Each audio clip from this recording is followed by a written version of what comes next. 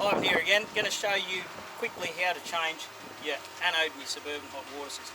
First things you have to remember though, make sure you're disconnected from power, and there's a couple of things inside I'll show you as well. So up in here, just make sure your gas hot water system's turned off and that your water pump is also off. In there. So our gas hot water system's off, our water pump's off, we are disconnected from 240 and our mains water is also disconnected. So you can start by opening this up. Now a few tools that I'm going to use are just over here, I'll grab them.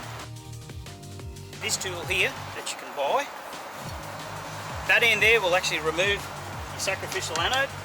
The other end you can use to take out your electric element.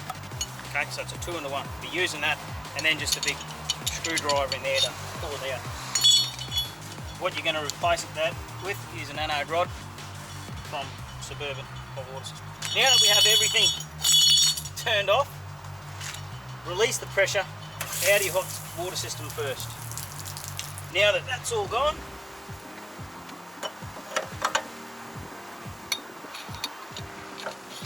we can sit that straight onto the sacrificial anode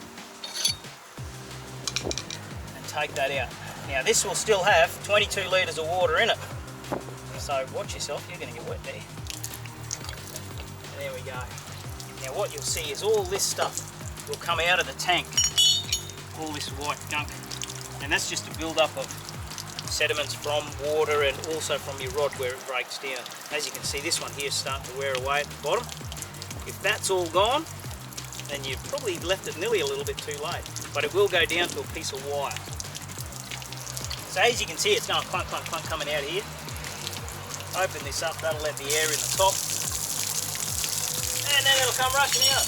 So that's nearly out, but what I'll do is just get my hose now, and that'll actually fit up in there and try and wash more of that white stuff out. So here's a tip. Normally your hose is like this. If you make up one of these, it just has a double adapter, piece of hose, another fitting, makes it easy to fill your tanks and to do this as well.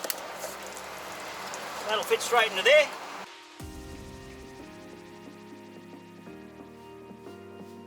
So that's how they compare. As you can see there, it all starts to get pitted and starts breaking down. But that's designed to do that. Alright, so if we replace that with a new one,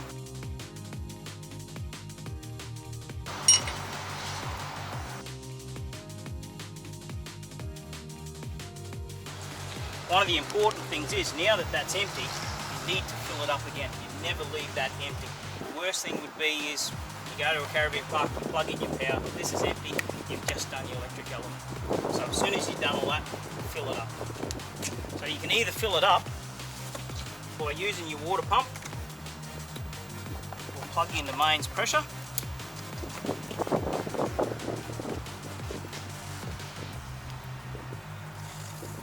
Tap on.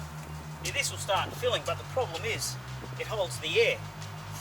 If you hold the bleeder open, or your pressure relief valve, that'll let the air out the top and it'll fill up with water. As soon as the water comes out the bottom, you know it's full. There we go. There we go. Now we know it's full. You close that off.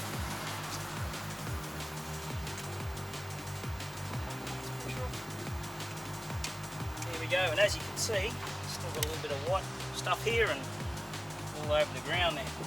So there we go, that's probably good for another 12 months, so I'd probably check it in 12 months time. If you think it needs to be replaced, then replace it again. One of the maintenance things that you need to look at every 12 months is check your sacrificial anode in your Surburban hot water system.